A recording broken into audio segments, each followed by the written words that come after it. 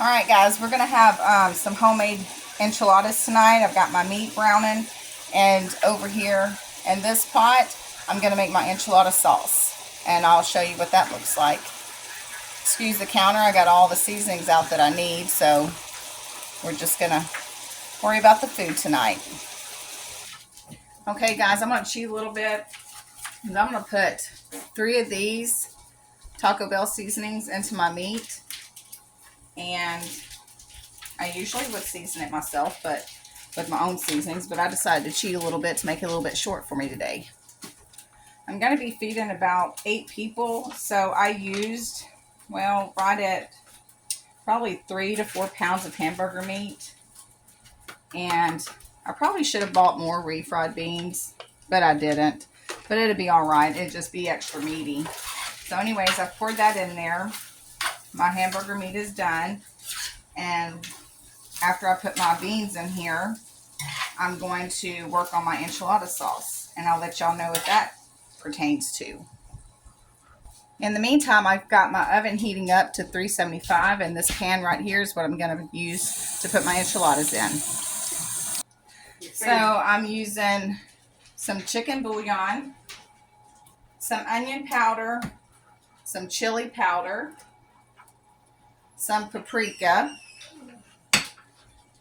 garlic powder, some flour, which is in this right here, some cooking oil, which I'm using organic extra virgin olive oil, and I'm going to use some chicken broth and some tomato paste. But you want to make a roux first and put your seasonings in with it, and then you add your chicken broth after that. And one more thing, you have to have butter as well. So I got that right here. And you're also going to need some Mexican oregano. I'm just eyeballing it according to what I think it needs. There is an actual recipe for it, but I'm just going to do it up real quick, and then I'll show you what it looks like. Okay, y'all, I've got all my ingredients into my stuff here. And if you let it set for just a minute, you're going to whisk it all together. But if you let it cook, you turn it down and let it just simmer a minute, then it's going to thicken up. Y'all will have to excuse my counter. I literally have just strung all the stuff that I needed out onto the counter. So pay it no mind, y'all. Okay, you see how this is like kind of thick because of the refried beans, right? So what you can do is you can add just a little bit of water. Don't be scared to do that, to just kind of help it thin out a little bit, so you're not putting big old clumps of stuff.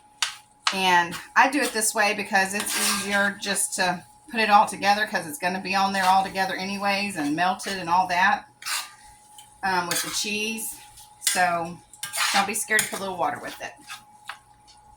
Because see, I put about a half a cup of water in it, and it thinned it down nicely.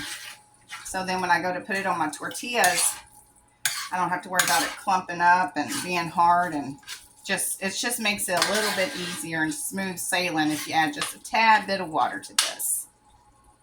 Okay, guys, now I just bought these little tortillas right here. The ones is 20 count.